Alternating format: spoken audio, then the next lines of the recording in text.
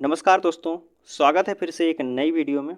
दोस्तों, जैसा कि आप लोगों को पता होगा, अगर आप हमारे चैनल को सब्सक्राइब किए हैं तब पता होगा कि किरण प्रकाशन का प्रैक्टिस सेट जो है, किरण पब्लिकेशन का प्रैक्टिस सेट हम 7:30 बजे रोज़ डेली प्रैक्टिस सेट सॉल्व कराते हैं। अब तक जो है 8 प्रैक्टिस सेट सॉल्व कर दिए गए हैं और आज का जो प्रैक्टिस सेट नंबर है 9वां प्रैक्टिस सेट है दोस्तों। इससे पहले का अगर आप प्रैक्टिस सेट वीडियो 8 तक नहीं देखे हैं तो आपको जो है डिस्क्रिप्शन में लिंक मिल जाएगा, आप उस वीडियो को देख लीजिए, उसके बाद अगला वीडियो देखिए। ठीक है दोस्तों, अगर बात करें साथ ही साथ हमने यूथ कंपटीशन, RWA का प्रैक्टिस सेट हो या फिर घटना चक्र हो, सबका प्रैक्टिस सेट हमने अपलोड कर दिया गया है। अगर आप देखना चाहते हैं तो आप प्लेलिस्ट में जाइए, वहाँ सभी का प्लेलिस्ट बनाया गया है, आप वहाँ से क्रमागत से वीडियो देख सकते हैं। बात करें दोस्तों साथ ही साथ आपके RWA का जो अंकित भाटी सर की बुक है, RWA की पेट की जो बुक है, उसका भी वीडियो सॉल्यूशन आपको अपलोड कर दिया गया है। अगर आप नहीं देखे हैं अभी तक तो डिस्क्रिप्शन में आपका उस वीडियो का लिंक मिल जाएगा, आप जाके उस वीडियो को देख सकते हैं, जिसमें से हमने इंडियन ज्योग्राफी का कवर किया है क्वेश्चन। बहुत महत्वपूर्ण प्रश्न है दोस्तों, एग्जाम से पहले एक बार उस वीडियो को जरूर देख के जाइएगा दोस्तों। ठीक है, चलिए प्रश्न शुरू करते हैं 9वां प्रैक्टिस सेट से। तो 9वां प्रैक्टिस सेट का पहला प्रश्न है दोस्तों, इसमें भारतीय इतिहास से शुरू करते हैं। तो इसमें पहला प्रश्न पूछा जा रहा है, पुलकेशिन किस राजवंश के थे? पुलकेशिन जो शासक था वह किस राजवंश से उसका संबंध था? चोल से है, चालुक्य से, मौर्य से या फिर गुप्त वंश से? तो पुलकेशिन की बात की जा रही तो पुलकेशिन जो है चालुक्य वंश के संबंध था इसका, चालुक्य वंश से। ऑप्शन बी वाला हमारा बिल्कुल सही है। उसी प्रकार अगला प्रश्न है आपके सामने, निम्नलिखित में से प्राचीनतम राजवंश कौन सा है? सबसे पुराना राजवंश कौन है इन ऑप्शनों में से? तो कौन है? मौर्य है, नंद वंश है, पल्लव वंश है, गुप्त वंश है। बात की जा रही सबसे प्राचीनतम राजवंश की, तो नंद वंश आपका जो है सबसे प्राचीनतम राजवंश है। ऑप्शन बी वाला हमारा बिल्कुल सही है। उसी प्रकार अगला प्रश्न है आपके सामने, कुतुबुद्दीन गुलाम राजवंश का संस्थापक वह किसका गुलाम था? पूछा गया है कि कुतुबुद्दीन ऐबक जो है गुलाम वंश से इसका संबंध है और यह किसका गुलाम था, यह हमसे पूछा गया है। मोहम्मद गौरी का, महमूद गजनवी का, इल्तुतमिश का या फिर बलबन का था? तो कुतुबुद्दीन ऐबक की बात की जा रही है तो मोहम्मद गौरी का जो है गुलाम था। कुतुबुद्दीन ऐबक जो है मोहम्मद गौरी का गुलाम था और कुतुबुद्दीन ऐबक का जो गुलाम था उसका नाम था इल्तुतमिश। इल्तुतमिश किसका गुलाम है? कुतुबुद्दीन ऐबक का। ऐबक किसका गुलाम है? मोहम्मद बिन गौरी का। ठीक है, चलिए अगले प्रश्न की बात करते हैं। तो इसमें पूछा जा रहा है, दूसरा आंग्ल मैसूर युद्ध अंत कहाँ की संधि से हुआ था?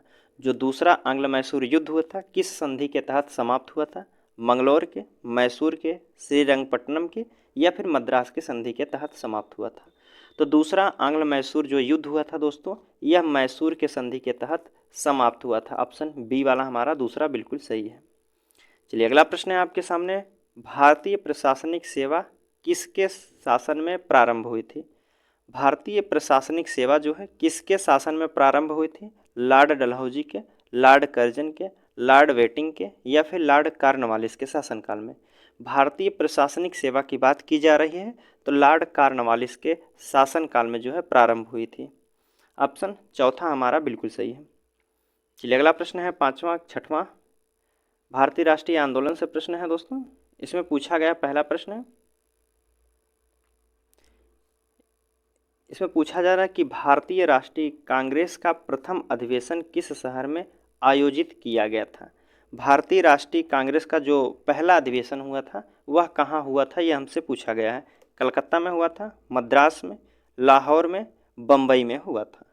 तो कांग्रेस का पहला अधिवेशन जो हुआ था दोस्तों, यह हुआ था आपके कहाँ हुआ था? बम्बई में हुआ था। कांग्रेस का प्रथम अधिवेशन बम्बई शहर में आयोजित किया गया था। चलिए अगला प्रश्न है आपके सामने, सत्य शोधक समाज के संस्थापक महाराष्ट्र के कौन थे? सत्य शोधक समाज के संस्थापक महाराष्ट्र के पूछे, महाराष्ट्र के कौन थे? डॉक्टर भीमराव अंबेडकर थे या डॉक्टर आत्माराम पांडुरंग थे, गोपाल बाबा वाला या फिर ज्योतिबा फूले थे? तो सत्यबोधक समाज जो सत्यबोधक सभा के संस्थापक थे महाराष्ट्र से जो थे, यह थे आपके ज्योतिबा फूले थे। कौन सा ऑप्शन होगा? ऑप्शन चौथा हमारा होगा, ज्योतिबा फूले महाराष्ट्र से सत्यबोधक समाज के अगला प्रश्न है आपके सामने से पूछा गया कि आर्य समाज के संस्थापक कौन थे। आर्य समाज के संस्थापक कौन है। एनी बेसेंट है, राजा राम मोहन राय हैं, दयानंद सरस्वती हैं, विवेकानंद हैं।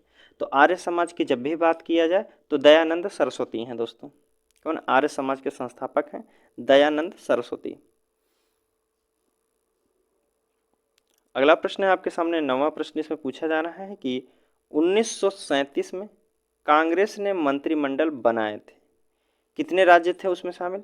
7 राज्यों में, 9 राज्यों में बनाए थे, 5 राज्यों में, 4 राज्यों में। तो 1937 की बात है दोस्तों। कांग्रेस ने मंत्रिमंडल बनाए थे कितने राज्यों में। तो यह बनाए थे टोटल 7 राज्यों में बनाए थे। ऑप्शन क्या होगा। पहला वाला हमारा बिल्कुल सही है। 1937 में कांग्रेस जो है 7 राज्यों में अपना मंत्रिमंडल बनाए थे। अगला प्रश्न है कि अरविंद को किस मामले में गिरफ्तार किया गया था। जो अरविंद थे उनको किस मामले में गिरफ्तार किया गया था। अलीपुर बम मामला था, या कोल्हापुर बम मामला था, या फिर लाहौर षड्यंत्र मामला था, या फिर काकोरी मामला था। जो अरविंद स्वतंत्रता सेनानी हैं दोस्तों, इनका जो संबंध गिरफ्तार किया गया था, इनको जो गिरफ्तार किया था अलीपुर बम मामले में इनको गिरफ्तार किया गया था। ऑप्शन क्या होगा। पहला वाला बिल्कुल सही है। उसी प्रकार अगला प्रश्न है भूगोल का। ठीक है दोस्तों, भूगोल से बात किया दोस्तों तो यूपी SSSC पेट RWA की जो बुक है, RWA की बुक का हमने इंडियन जियोग्राफी का पूरा क्वेश्चन सॉल्व करा दिए हैं अभी कल की वीडियो में। अगर उसका वीडियो आप नहीं देखे हैं तो इस वीडियो के लिंक में, इस वीडियो के डिस्क्रिप्शन में आपका उस वीडियो का लिंक मिल जाएगा। आप उस वीडियो को ज़रूर देखें, उसमें बहुत अच्छे अच्छे क्वेश्चन छांटे गए हैं अंकित भाटी सर द्वारा। और उस वीडियो को देख लीजिए, आपका कभी कोई भी क्वेश्चन हो कंप्लीट हो जाएगा दोस्तों। एक बार रिवीजन जरूर कर लीजिएगा दोस्तों, उस वीडियो को एग्जाम से पहले एक बार ज़रूर देख लीजिएगा। ठीक है, चलिए अगला प्रश्न की बात कर लेते हैं। और अगर दोस्तों वीडियो अच्छी लगे तो लाइक ज़रूर करते रहिए। कह रहा कि पृथ्वी अपनी धुरी पर घूमती है। पृथ्वी अपनी धुरी पर घूमती है किस दिशा से किस दिशा में। पश्चिम से पूर्व की ओर घूमती है, पूर्व से पश्चिम की ओर, या उत्तर से दक्षिण की ओर, दक्षिण से उत्तर की ओर। तो पृथ्वी जो है अपनी धुरी पर घूमती है, यह पश्चिम से पूर्व की ओर घूमती है। पहला ऑप्शन सही होगा कि पृथ्वी अपनी धुरी पर पश्चिम से पूर्व की ओर घूमती है। चलिए अगला प्रश्न है कि कह रहा है कि इसमें पूछा गया कि भूमंडलीय हवाएं कौन सी है। भूमंडलीय हवाएं कौन सी है दोस्तों। जो मौसम बदलने के साथ साथ अपनी दिशा बदल ले उसे भूमंडलीय हवा कहते हैं। या बी ऑप्शन है कि जो रात व दिन के साथ अपनी दिशा बदले उसे भूमंडलीय हवा कहते हैं। या जो कभी दिशा नहीं बदलती हो, या जो पर्वतीय ढलान पर बहती हो उसे भूमंडलीय हवाएं कहते हैं। तो भूमंडलीय हवाएं की बात की जा रही है दोस्तों।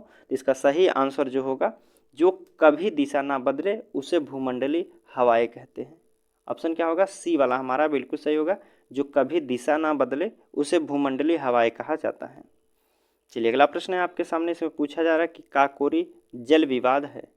काकोरी जल विवाद किन 2 राज्यों के बीच में है। आंध्र प्रदेश और तमिलनाडु, आंध्र प्रदेश कर्नाटक, कर्नाटक एवं तमिलनाडु, तमिलनाडु एवं पांडुचेरी के। पूछा गया कि कावेरी जल विवाद, कावेरी जल विवाद किन 2 राज्यों के बीच में है। तो यह कर्नाटक और तमिलनाडु के बीच में है। तो ऑप्शन क्या होगा। तीसरा हमारा ऑप्शन सही होगा। कावेरी जल विवाद जो है कर्नाटक और तमिलनाडु राज्यों के बीच में इनका संबंध विवाद है। इसमें पूछा गया है कि भारत में सिलिकॉन सिटी का नाम किसे दिया जाता है। भारत में सिलिकॉन सिटी किसे कहा जाता है। हैदराबाद को, मुंबई को, बंगलौर को, चेन्नई को कहा जाता है। तो सिलिकॉन सिटी की बात की जा रही है। सिलिकॉन सिटी जो कहा जाता है दोस्तों, यह कहा जाता है आपके बेंगलुरु शहर को। किसे कहा जाता है। बेंगलुरु को जो है सिलिकॉन सिटी के नाम से भी जाना जाता है। अगला प्रश्न है इसमें 15 नंबर का। भारत का सबसे बड़ा और शक्ति संयंत्र कहाँ है। भारत का सबसे बड़ा सौर शक्ति संयंत्र कहाँ है, यह हमसे पूछा गया है। सौर शक्ति संयंत्र की बात की जा रही है तो ऑप्शन आपके सामने दिया गया है। नागर कायल है, जैसलमेर है, माधोपुर है, या फिर कच्छ का रण है। पूछा गया कि सौर शक्ति संयंत्र कहाँ स्थित है सबसे बड़ा। तो सबसे बड़ा जो स्थित है दोस्तों, यह माधापुर में है। कहाँ है। माधापुर। ऑप्शन तीसरा हमारा बिल्कुल सही है। चलिए अगला प्रश्न है आपके सामने, से पूछा गया कि अर्थव्यवस्था से प्रश्न है। पहला प्रश्न इसमें पूछा जा रहा है कि लॉरेंज वक्र क्या दर्शाता है। लॉरेंज वक्र जो है क्या दर्शाता है, मुद्रास्फीति को, बेरोजगारी को, आय वितरण को या फिर गरीबी को दर्शाता है। लॉरेंज वक्र की बात की जा रही है तो यह जो दर्शाता है दोस्तों आय वितरण को दर्शाता है। किसको, आय वितरण को दर्शाता है। चलिए अगला प्रश्न है आपके सामने 17 नंबर का। इसमें पूछा जा रहा है निम्नलिखित में से कौन सा तृतीय क्रियाकलाप है। तृतीय क्रियाकलाप के अंतर्गत कौन आते हैं दोस्तों, खेती आता है, विनिर्माण आता है, डेयरिंग आता है, ट्रेडिंग आता है। तो तृतीय क्रियाकलाप के अंतर्गत जो आते हैं दोस्तों यह डेयरिंग आता है। ऑप्शन तीसरा हमारा सही होता है। डेयरी जो दूध की बेचा जाता है वह तीसरे क्रियाकलाप के अंतर्गत आता है। खेती की बात किया जाए प्रथम क्रियाकलाप के, विनिर्माण की बात किया जाए दूसरे में आता है और उसको बेच दिया जाता है, सेवा कर दिया जाता है तो उसे तीसरे में रखा जाता है। तो डेयरी जो है आपका तीसरे तृतीय क्षेत्र में आता है।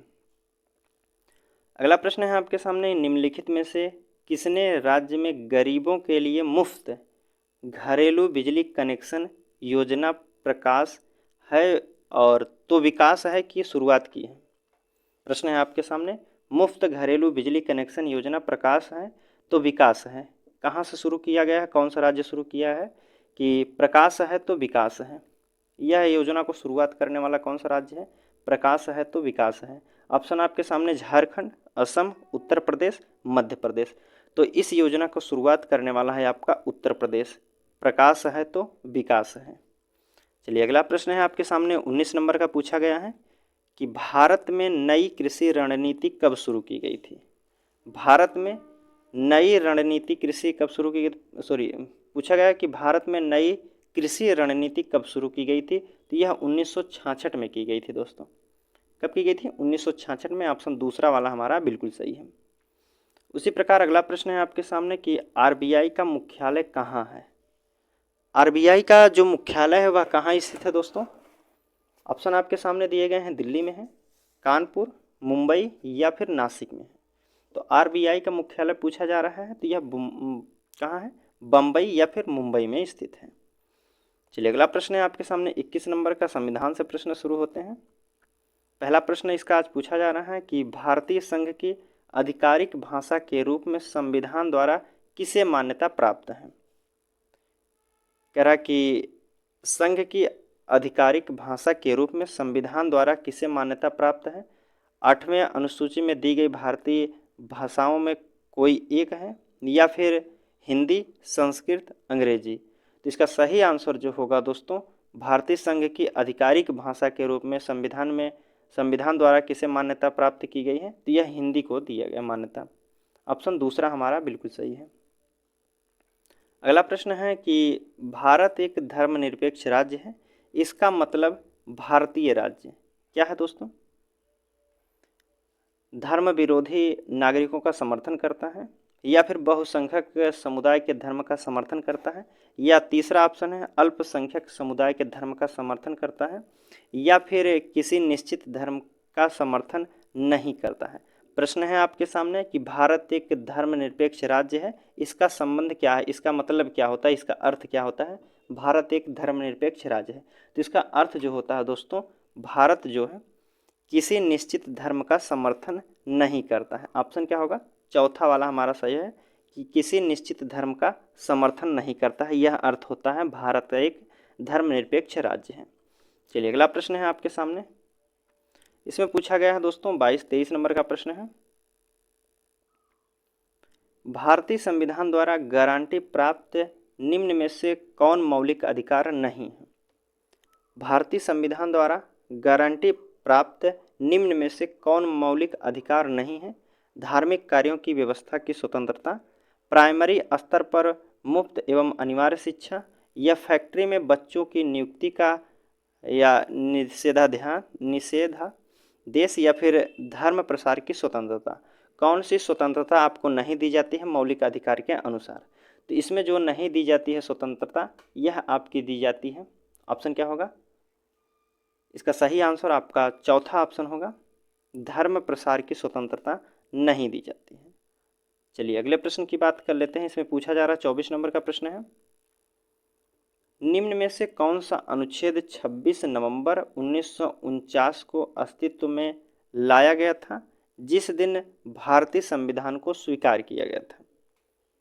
अनुच्छेद पूछा गया कि कौन सा अनुच्छेद है 26 नवंबर 1949 को अस्तित्व में लाया गया था और जिस दिन भारतीय संविधान को स्वीकार किया गया था। तो कौन सा अनुच्छेद था दोस्तों? कितने थे? 388 थे। ऑप्शन पहला वाला हमारा बिल्कुल सही है। चलिए अगला प्रश्न है आपके सामने 25 नंबर का। इसमें पूछा जा रहा है कि ग्राम सभा एक या अधिक संख्या में निगरानी समिति का गठन कर सकती है। इस समिति का गठन किससे किया जा सकता है? किससे किया जाता है? वार्ड सदस्यों के द्वारा या मुखिया, उप मुखिया तथा वार्ड सदस्य द्वारा, या कोई व्यक्ति जो ग्राम पंचायत का सदस्य धारक हो, या ऐसे व्यक्तियों में से जो ग्राम पंचायत के सदस्य ना हैं। इसका सही आंसर जो होगा कि जो ऐसे व्यक्तियों से जो ग्राम पंचायत का सदस्य ना हो। ऑप्शन चौथा वाला हमारा बिल्कुल सही है। अगला प्रश्न है सामान्य विज्ञान से। इसमें पूछा जा रहा है निम्न में से कौन सी कोशिकाओं को आत्मघाती बैग कहा जाता है? आत्मघाती बैग के नाम से किस कोशिका को जाना जाता है? तो यह दोस्तों इसका सही आंसर होगा लाइसोसोम को जो है आत्मघाती कोशिका बैग के नाम से भी जाना जाता है। लाइसोसोम हमारा सही आंसर है। अगला प्रश्न है आपके सामने कि पैंक्रियाज की कोशिकाएं को इंसुलिन उत्पादन करती हैं, क्या कहलाती हैं? पैंक्रियाज जो कोशिकाएं को इंसुलिन उत्पादन करती हैं और क्या कहलाती हैं, यह हमसे पूछा गया। वह क्या कहलाती हैं दोस्तों? तो यह कही जाती हैं, ऑप्शन चौथा हमारा होता है आइलेट्स ऑफ लैंगरहैंस कहा जाता है। ऑप्शन चौथा हमारा बिल्कुल सही है। चलिए अगला प्रश्न है। इसमें पूछा जा रहा है कि निम्न में से किस तत्व के नमक अतीसाबाजी और पटाखों के रंग प्रदान करते हैं? किस तत्व के नमक जो है अतीसाबाजी और पटाखों में रंग प्रदान करते हैं दोस्तों? जस्ता और सल्फर, पोटेशियम और पारा, स्टोटियम और बेरियम, या फिर क्रोमियम और पारा। इसका सही आंसर जो होगा दोस्तों 28 नंबर का जो सही आंसर होगा दोस्तों, इसका सही आंसर है आपके सामने ऑप्शन तीसरा, स्टोटियम और बेरियम जो है यह अतीसाबाजी में रंग प्रदान करते हैं। चलिए अगला प्रश्न है आपके सामने 29 नंबर का। पूछा गया है कि चमगादड़ खाली स्थान दिया गया के उत्सर्जन से अपने शिकार के बारे में रात के अंधेरे में भी दूर से जान लेता है। किसके उत्सर्जन से दोस्तों? तो यह किसके उत्सर्जन से जानता है? यह जान लेता है दोस्तों आपके किसके उत्सर्जन से जानता है? चमगादड़ जो है अपने शिकार को अंधेरे में पहचान लेता है, यह अल्ट्रासोनिक ध्वनि के कारण पहचान लेता है। ऑप्शन क्या होगा? चौथा हमारा बिल्कुल सही है। उसी प्रकार अगला प्रश्न है आपके सामने 30 नंबर का। पूछा जा रहा है कि ऑटोमोबाइल मोटर कारों में हाइड्रोलिक ब्रेकों के कार्यकरण वर्किंग का निम्नलिखित में से कौन सा सिद्धांत या नियम लागू होता है? जो मोटर गाड़ी में आपके ब्रेक होते हैं वह किस सिद्धांत पर कार्य करते हैं, यह हमसे पूछा गया है। ऑप्शन इसका सही होता है दोस्तों पास्कल नियम पर कार्य करते हैं आपके बाइक के ब्रेक। चलिए अगला प्रश्न है आपके सामने। इसमें पूछा गया है 31 नंबर का प्रश्न है दोस्तों। इसमें गणित के प्रश्न शुरू होते हैं मैथ के। इसका वीडियो दो है दोस्तों कल से आपका शाम 3 बजे मिलेगा। मैथ जिसमें रहेगा मैथ, रीजनिंग के प्रश्न और आपके डीआई के प्रश्न हैं। यह तीनों जो हैं एक प्रैक्टिस सेट, जैसे मैथ हुआ और डीआई और आपके हो गए रीजनिंग, तीनों को मिलाकर एक वीडियो बनाया जाएगा। एक दिन में 2 प्रैक्टिस सेट को कंप्लीट किया जाएगा। ठीक है दोस्तों, तो कब जुड़ना है आपको? शाम 3 बजे। कल से शाम 3 बजे आपका यह वीडियो अपलोड किया जाएगा इसी चैनल पर। ठीक है दोस्तों, तो चलिए उम्मीद करता हूँ आप हमसे जुड़ेंगे। ठीक है दोस्तों, चलिए अगला प्रश्न है। इसमें पूछा जा रहा है, हिंदी का हम कवर कर लेते हैं। चलिए इसमें हिंदी का प्रश्न है आपके सामने है कि कोप का विलोम क्या होता है? कोप का विलोम क्या होता है? शांत होता है, गुस्सा होता है, क्रोध होता है, भयभीत होता है। कोप की बात की जा रही है तो कोप का जो विलोम होता है दोस्तों यह शांत होता है। क्या होता है? ऑप्शन पहला हमारा सही होगा कि शांत होता है। कोप का विलोम शांत होता है। कह रहा है कि अनुष्ठान का संधि विच्छेद होगा। अनुष्ठान का संधि विच्छेद क्या होता है? तो इसका सही संधि विच्छेद होता है दोस्तों इसमें विसर्ग संधि होती है। अनुष्ठान में जो है विसर्ग संधि होती है। विसर्ग संधि की पहचान क्या होता है? अनुस्वार लगा रहता है। तो हमारा क्या होगा? ऑप्शन डी वाला बिल्कुल सही है। चलिए अगला प्रश्न है 38 नंबर का, इसमें देख लेते हैं। इसमें पूछा जा रहा है दोस्तों कि जिसका काम उसी को साजे, जिसका काम उसी को साजे, इस लोकोक्ति का अर्थ क्या होता है दोस्तों? जिसका काम उसी को साजे, तो इसका सही अर्थ जो होता है दोस्तों, इसका सही अर्थ होगा जिसका जो काम है वही उसे अच्छी तरह से कर सकता है, दूसरा व्यक्ति नहीं कर सकता, इसीलिए कहा जाता है जिसका काम उसी को साजे। अगला प्रश्न है आपके सामने, इसमें पूछा गया कि हुई वीरता की खाली स्थान के साथ सगाई झांसी सुभद्रा कुमारी चौहान की इस पंक्ति को पूर्ण करें। हुई वीरता की क्या दिया गया? हुई वीरता की वैभव, ऑप्शन क्या जाएगा उसमें? हुई वीरता की वैभव के साथ सगाई झांसी में जो है सुभद्रा कुमारी चौहान की इस पंक्ति को पूरा करने के लिए इसमें वैभव शब्द का प्रयोग किया जाएगा।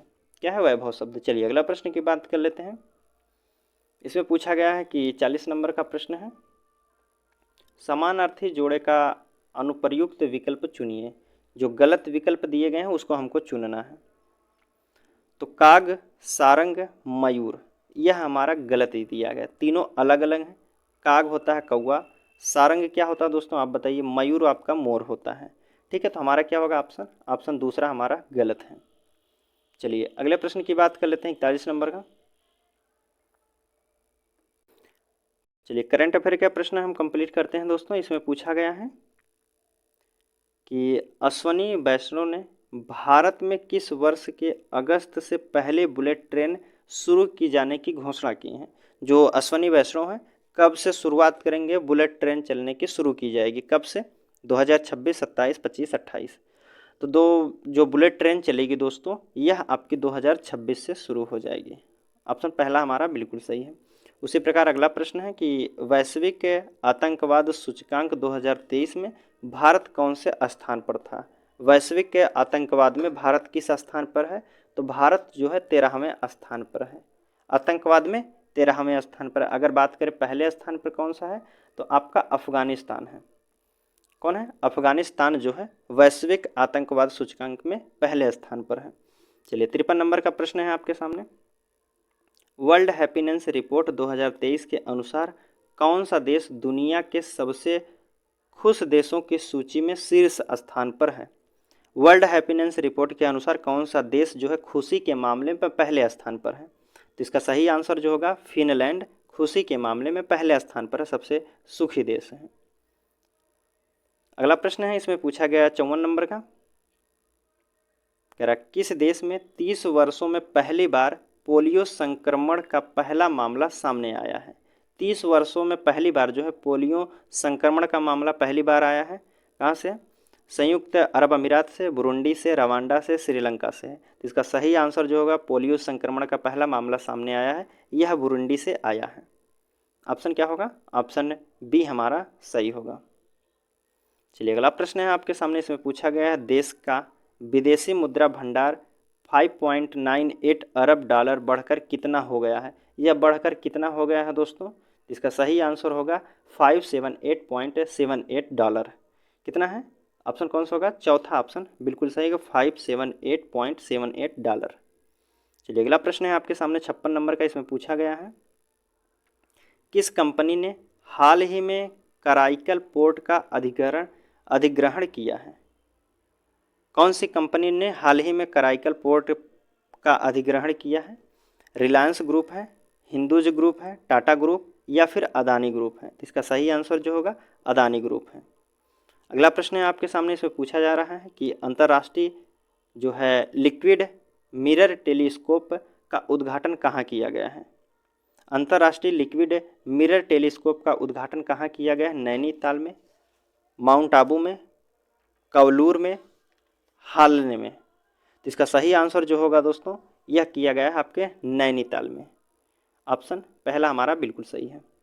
उसी प्रकार अगला प्रश्न है करंट अफेयर का कि किसे 2022 के लिए हॉकी इंडियन पुरुष प्लेयर ऑफ द ईयर पुरस्कार के लिए चुना गया है? प्लेयर ऑफ द ईयर पुरस्कार के लिए चुना गया है, किसे चुना गया है दोस्तों? यह आपके सही आंसर जो होगा हार्दिक सिंह को चुना गया? ऑप्शन दूसरा होगा हार्दिक सिंह। चलिए अगला प्रश्न है आपके सामने, इसमें पूछा जा रहा है 59 नंबर का। किस भारतीय प्रौद्योगिकी संस्थान के शोधकर्ताओं ने दूध में मिलावट का पता लगाने के लिए पॉकेट फ्रेंडली डिवाइस विकसित किया है? पॉकेट फ्रेंडली डिवाइस से विकसित करने वाला कौन सा संस्था है दोस्तों, कौन सी आईआईटी संस्था है? तो इसका सही आंसर जो होगा, पॉकेट फ्रेंडली डिवाइस से विकसित करने वाला जो दूध की शुद्धता मापने के लिए प्रयोग किया जाएगा, इसकी जो उद्घाटन वो निर्माता किया है दोस्तों, निर्माण किया, इसका सही आंसर जो होगा आपका आईआईटी मद्रास होगा। ऑप्शन चौथा हमारा बिल्कुल सही है। चलिए अगले प्रश्न की बात कर लेते हैं। इसमें पूछा गया है आपके 60 नंबर का प्रश्न है, कह रहा है कि एटीपी मास्टर 1000 खिताब जीतने वाले सबसे उम्रदराज टेनिस खिलाड़ी कौन बने हैं? सबसे उम्रदराज टेनिस खिलाड़ी कौन बने हैं? तो इसका सही आंसर जो होगा दोस्तों, रोहन बोपन्ना है। कौन है? रोहन बोपन्ना। ऑप्शन पहला हमारा बिल्कुल सही है। चलिए सामान्य जागरूकता के प्रश्न देख लेते हैं। पहला प्रश्न इसमें कह रहा है कि कुचिपुड़ी नृत्य उत्पत्ति भारत के किस राज्य में हुई है? कुचिपुड़ी नृत्य की उत्पत्ति किस राज्य से संबंधित है? इसका गुजरात से, कर्नाटक से, आंध्र प्रदेश, महाराष्ट्र से। तो इसका सही आंसर जो होगा, कुचिपुड़ी की बात की जा रही है, कुचिपुड़ी जो है आपका आंध्र प्रदेश से संबंधित है। ऑप्शन तीसरा हमारा बिल्कुल सही है। चलिए अगला प्रश्न है आपके सामने, पूछा जा रहा है कि सीवी रमन के योगदान का स्मरणोत्सव मनाने के लिए अंतर्राष्ट्रीय विज्ञान दिवस कब मनाया जाता है? अंतर्राष्ट्रीय विज्ञान दिवस कब मनाया जाता है दोस्तों? तो यह आपका 18 फरवरी को मनाया जाता है अंतर्राष्ट्रीय विज्ञान दिवस। चलिए अगला प्रश्न है आपके सामने 63 नंबर का, कह रहा कि चिराव निम्नलिखित में से किस राज्य का एक प्राचीन पारंपरिक नृत्य है? चिराव जो है किस राज्य का पारंपरिक नृत्य है दोस्तों? मिजोरम का है, छत्तीसगढ़ का है, हिमाचल प्रदेश का है, गोवा का है, या फिर चार ही ऑप्शन दिए गए हैं। चिराव की बात की जा रहा है, तो चिराव जो पारंपरिक लोक नृत्य है दोस्तों, यह आपके मिजोरम राज्य से संबंधित है। कहाँ का है? चिराव मिजोरम राज्य का लोक नृत्य है। अगला प्रश्न है, इसमें पूछा गया है 2011 की जनगणना के अनुसार भारत में साक्षरता दर क्या रही है? भारत में जो साक्षरता दर क्या थी 2011 की जनगणना के अनुसार? तो यह थी दोस्तों आपकी 74.4%। चलिए अगला प्रश्न है आपके सामने, पूछा गया है इसमें, देश के अंदर और बाहर दोनों स्थानों पर भारतीय कला की समझ को बढ़ावा देने और प्रचारित करने के लिए भारत सरकार ने नई दिल्ली में ललित कला अकादमी नेशनल एकेडमी की स्थापना किया है। ललित कला अकादमी की स्थापना की गई है, और कब की गई दोस्तों, यह हमसे पूछा गया है। ललित कला अकादमी की स्थापना कब की गई थी? यह आपकी की गई थी दोस्तों 1954 में। ललित कला अकादमी की स्थापना 1954 में की गई थी। चलिए अगला प्रश्न है आपके सामने 66 नंबर का, पूछा जा रहा है निम्नलिखित में से कौन सा विकल्प गलत है? इनमें से कौन सा विकल्प गलत दिया गया है? इसका सही आंसर जो होगा पहला ही सही है कि 30 वर्ष की आयु का व्यक्ति जो है राज्यपाल बन सकता है। इसमें दिया गया 30 वर्ष का आयु का जो व्यक्ति होता है राज्यपाल नहीं बन सकता है। चलिए अगला प्रश्न है आपके सामने 67 नंबर का प्रश्न है, the related family man Shiva in the everyday life पुस्तक के लेखक कौन है? द रिलेटेड फैमिली मैन और Shiva in the everyday life पुस्तक के लेखक जो हैं दोस्तों, इसके लेखक हैं, ऑप्शन तीसरा होता है नीलिमा चितगोपेकर हैं। कौन है? नीलिमा चितगोपेकर। अगला प्रश्न है आपके सामने, इसमें पूछा जा रहा है 68 नंबर का कि निम्नलिखित में से कौन प्रथम लोकसभा के उपाध्यक्ष थे? लोकसभा के प्रथम उपाध्यक्ष कौन थे इनमें से? तो लोकसभा के जो पहले उपाध्यक्ष थे यह थे आपके दोस्तों यम अनंत शयन अयंगर थे। कौन थे? यम अनंत शयनम अयंगर थे। चलिए अगला प्रश्न है आपके सामने, इसमें 59 नंबर का पूछा जा रहा प्रश्न है कि निम्नलिखित में से कौन सा देश एशिया में तीसरा सर्वाधिक जनसंख्या वाला देश है? तीसरा सर्वाधिक जनसंख्या वाला देश कौन सा है? एशिया में बात की जा रही है, तो एशिया में जो तीसरा सर्वाधिक जनसंख्या वाला देश है यह आपका इंडोनेशिया है। कौन है? इंडोनेशिया। चलिए अगला प्रश्न है आपके सामने, इसमें पूछा गया है कि भारत में निम्नलिखित में से किस बंदरगाह का नाम परिवर्तित करके दीनदयाल बंदरगाह रखा गया है? किस बंदरगाह का नाम बदलकर दीनदयाल बंदरगाह रख दिया गया है? तूतीकोरिन, कोचीन, मोरमुगांव, कांडला बंदरगाह। तो इसका सही आंसर जो होगा कांडला बंदरगाह का नाम बदलकर दीनदयाल बंदरगाह रख दिया गया है। ठीक दोस्तों, तो हमारा प्रश्न जो है आज का यहीं समाप्त होता हुआ। चलिए आपसे मिलते हैं अगले वीडियो में, तब तक के लिए धन्यवाद दोस्तों।